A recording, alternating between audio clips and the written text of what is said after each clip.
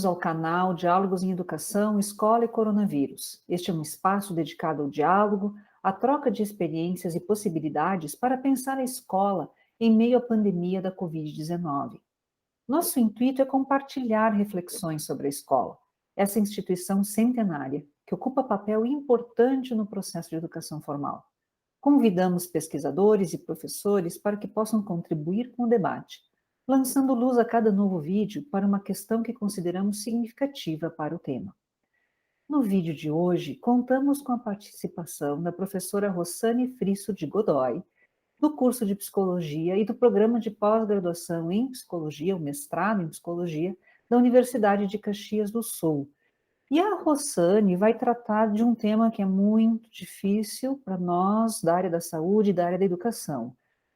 O título do nosso diálogo de hoje é A Difícil Questão da Automutilação, dialogando com professores. Rossane, em primeiro lugar, eu quero agradecer a tua disponibilidade de estar conosco dialogando sobre esse tema. Sei que tu tens uma trajetória tanto clínica, trabalhando com escolas e com pesquisas nesse tema, e gostaríamos então de te ouvir um pouquinho, né? Talvez a gente pudesse até começar falando um pouco assim. Afinal de contas, né, o que é esse fenômeno da automutilação? O que as pesquisas recentes estão dizendo sobre isso? Porque compreender um pouco melhor pode ajudar professores e escolas a lidar com essa difícil questão. Bem-vinda, Rossane. Obrigada, Cláudia. Agradeço muito ao convite do programa. Acho sempre importante nós podermos dialogar sobre essas temáticas. Realmente, esse tema da automutilação, acho que é um tema extremamente atual e importante, e quando a gente fala no âmbito escolar, mais ainda, né, porque estamos tratando aí de crianças e de adolescentes ainda em fase de formação. De forma geral, a gente poderia dizer assim, que a automutilação, ela compreende um ato de se machucar intencionalmente, né? Geralmente existe, ele ocorre de uma forma superficial, mas também pode ser moderada ou profunda. E em alguns casos, inclusive, pode ter até associação com questões de suicídio. Não dá para a gente dizer que toda pessoa que tem automutilação tenha tendências suicidas, mas pode existir em algum momento essa associação. Então, realmente, é uma temática que demanda bastante um olhar, vamos dizer assim, né, muito importante das pessoas que estão convivendo com essas crianças ou adolescentes. Então, o que a gente vê, na verdade, né, que dentro desse tipo de lesões, elas podem acontecer em graus variados, né, desde situações que envolvam arranhar a pele com as unhas, se queimar, cortes, né, até situações bem mais complexas, né, e mais graves. Mas uma das questões que são importantes, que eu diria nesse âmbito da escola, é que especialmente os professores possam estar atentos. Existe uma questão que se fala, que é o efeito de contaminação. Porque quando um adolescente apresenta esse tipo de comportamento, geralmente ele acaba, de alguma forma, comentando com alguma amiga, alguma situação do que ocorreu, né? E do que sentiu. E, em razão disso, muitas vezes a gente vê que esse fato acaba ocasionando uma imitação, né?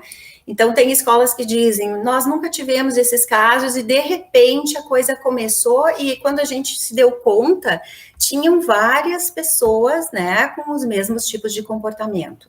Então, realmente, nós temos que ter bastante atenção.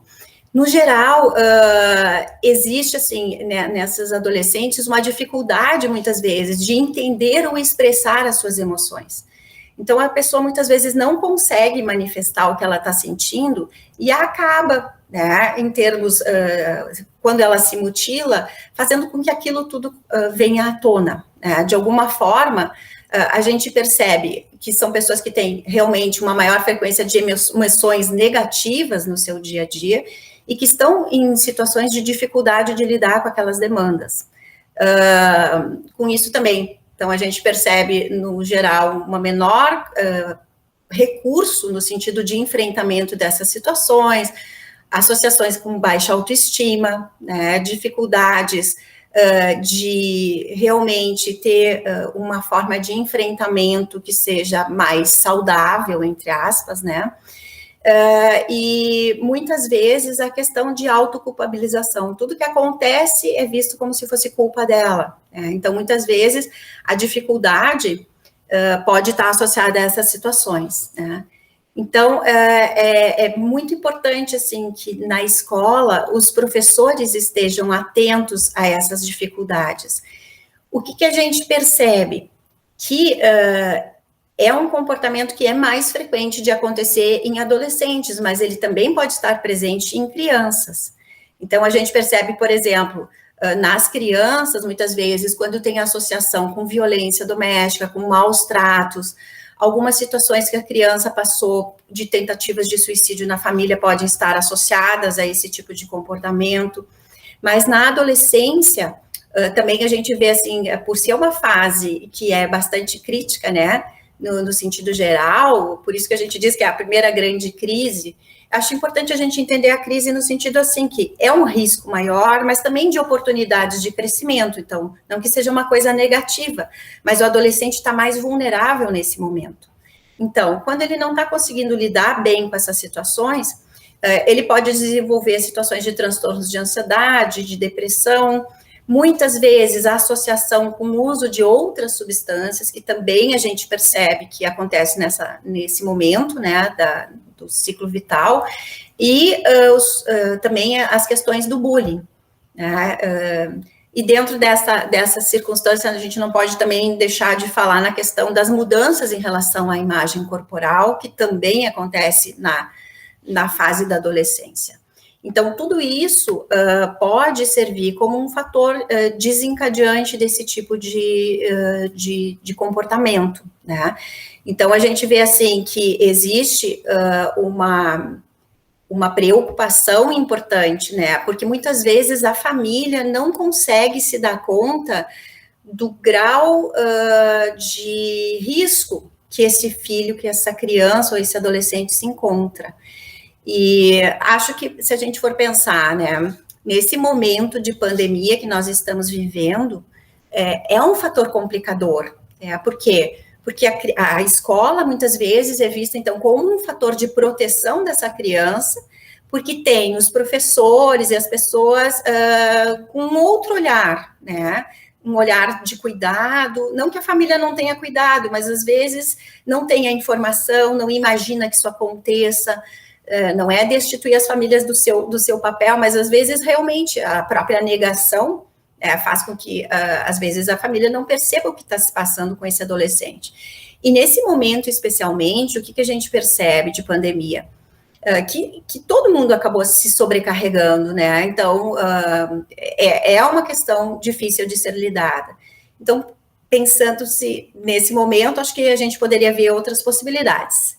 Eu ia justamente te perguntar sobre a pandemia, porque várias vezes se comenta, e comentamos em vários diálogos aqui, né, nesse canal, da função da escola, desse papel que a escola representa enquanto instituição que está no âmbito do social e que é o grande lugar onde a criança e o adolescente estão se circulando, que não é o ambiente familiar, né? Sim. E justamente com a pandemia, o que a gente vê, o que a gente viu e ainda vivencia, é que aumentou o tempo de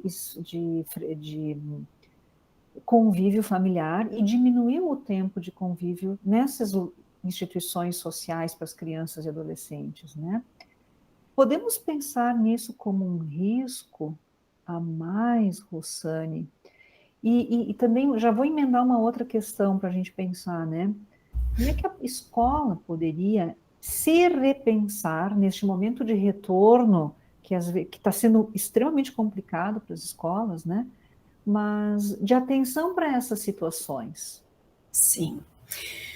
Em relação à primeira parte da pergunta, acho que sim, acho que é um risco aumentado, porque o que eu tenho observado, então, na clínica, é uma intensificação desse tipo de comportamento, assim como a gente tem visto também um aumento em relação a transtornos mentais no geral, né? Então, acho que sim, que é um risco aumentado. Pensando a escola e esse retorno, uma das questões que eu penso que seria o mais importante seria a escola poder estabelecer rodas de conversa. Em alguns momentos, ter uma proximidade maior com esses adolescentes ou com essas crianças, onde pudesse, então, realmente ver como é que eles estão, que fosse dado oportunidades para que eles pudessem se manifestar. Penso que, como eles estão afastados muito tempo, ter um grau de proximidade, entender que aquela pessoa que está ali realmente está interessada em saber como ela está, é uma primeira porta. Porque dificilmente um adolescente vai abrir esse tipo de situação diretamente assim. Ele tem que ter um vínculo de confiança. Então, é bastante importante que a escola se instrumentalize para lidar com essas situações, porque o que eu acredito que vai acontecer agora com esse retorno, né, que já está ocorrendo, é realmente que, aos poucos, essas situações e essas dificuldades vão sendo percebidas pela escola também. Então, talvez a preocupação maior numa primeira instância seja, nós temos que dar conta dos conteúdos atrasados, né? Mas aí eu diria, cuidado porque não dá para colocar o conteúdo na frente da pessoa. Eu acho que a pessoa tem que estar em evidência agora e entender como é que essa pessoa, esse adolescente, essa criança está retornando a esse momento na escola. E a partir disso, sim, obviamente, ter essa preocupação com todo o aspecto pedagógico que faz parte, e é o papel da escola, mas também de entender, né, que essas pessoas estão chegando mais fragilizadas e poder dar conta dessas circunstâncias. A roda de conversa é um dispositivo que é muito utilizado por psicólogos nas intervenções coletivas, mas não é um dispositivo de uso exclusivo dos psicólogos, né? Como é que os professores na escola podem imaginar assim essa roda de conversa? Não é uma, eles não são, estão sendo chamados a serem psicólogos, nem Sim, médicos, enquanto professores. quanto professores. Como é que funciona essa roda de conversa? Como tu imagina que ela possa ser esse espaço de prevenção, de Sim. vínculo? Eu acho que pode começar de uma forma, de uma maneira muito informal, né? Nas escolas, geralmente, tem um professor que é o responsável, não é representante, já me fugiu agora o termo que eles utilizam, é o Às vezes professor era conselheiro de conselheiro, turma, né? isso, que é alguém que é escolhido pela turma. Então, penso que essa pessoa que geralmente é escolhida é a que tem um trânsito maior com esses alunos, que poderia ser uma pessoa de referência numa primeira instância.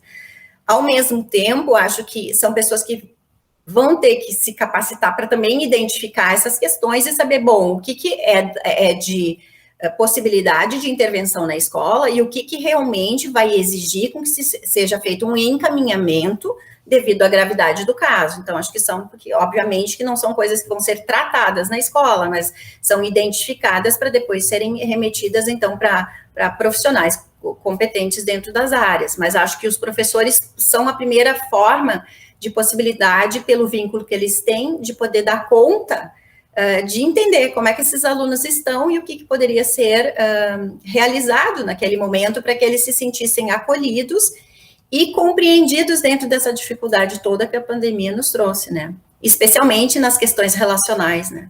Então, acho que por aí seria uma possibilidade importante, né? Pois é, né? Porque eu fico imaginando assim, uma roda de conversa, ela não é para trabalhar sobre especificamente a automutilação, ela é um Não, espaço de fala onde o adolescente ou a criança possa trazer aquilo que ela está vivenciando nesse momento. exatamente. Acho que vai por aí, porque, como eu comentei antes, dificilmente um adolescente vai colocar isso numa situação assim. Mas o que pode acontecer é que ele se sinta realmente acolhido pelo professor e, a partir desse acolhimento, ele procure para realmente informar o que ele está vivendo, quais são as situações que ele está conseguindo identificar, por exemplo, na sua casa, ou de outras dificuldades de ordem do que ele esteja passando naquele momento. De certa forma, a gente pode imaginar assim que a escola possa ser um lugar de foco também na convivência, não só nos conteúdos, que daí talvez é onde, né, essas dificuldades, automutilação, se taxa também o uso de drogas, né, ou então Sim, até transtornos alimentares, depressões, situações de violência intrafamiliar, elas possam voltar a ter um espaço de visibilidade na escola também, para que se possa pensar esse aluno como um ser integral e que está sujeito a essas questões, né, que se agravaram, como mencionaste, na Com pandemia. certeza. Uhum.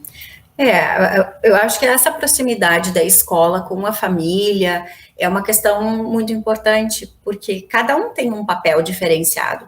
Então, muitas vezes, poder até trabalhar com orientação dos pais, de como, do tipo de atenção que eles precisariam ter em relação a determinados comportamentos dos filhos, isso também pode ajudar com que eles possam, de alguma forma, também identificar as dificuldades, não especificamente a automutilação, mas de outras situações que o adolescente ou a criança estejam vivendo naquele momento e que não estão, de alguma forma, conseguindo dar conta. Porque também não dá para a gente dizer, né, tudo é a pandemia, de repente a família diz, não, mas ele está irritado por conta da pandemia, isso está acontecendo, todo mundo não está bem por conta da pandemia, como se fosse, mas e aí? A partir dessa identificação, tem que se ver qual é o nível desse não estar bem, para ver se é uma questão que está sendo administrável pelo adolescente ou se tem que ter algum outro tipo de recurso. E a escola acaba sendo também uma ponte, né, de identificação e de encaminhamentos para situações onde se perceba sofrimento psíquico associado, né? Então, acho que é muito importante essa aproximação com a família também, né, em razão desses fatores. Rosane, eu quero te agradecer. Nós teríamos certamente muito a continuar falando sobre esses temas tão difíceis, né? Que não têm respostas prontas, não têm receitas, que desafiam as famílias, que desafiam as escolas, né? Mas nosso tempo é curto aqui. Então, eu vou te agradecer, né? Eu vou agradecer oficialmente, em nome do canal dos Diálogos da Educação, né? A professora Rosane Frisso de Godoy, que abordou o tema intervenções. Opa, já me atrapalhei aqui. A difícil questão da automutilação, dialogando com professores. Eu anotei a palavra intervenção aqui porque a gente acabou falando das rodas de conversa, né? Então, me atrapalhei aqui eu ler, mas o tema foi a difícil questão da automutilação, né? Dialogando com professores. Esse é um espaço de interlocução, de construção coletiva de novas oportunidades e criações pedagógicas. Convidamos você para assistir os diálogos gravados em 2020, que são 63 vídeos curtos, e os diálogos gravados em 2021. Se inscreva no nosso canal para acompanhar as próximas publicações. Rosane, muito obrigada e um abraço a todos. Eu é que agradeço a oportunidade de poder falar sobre isso.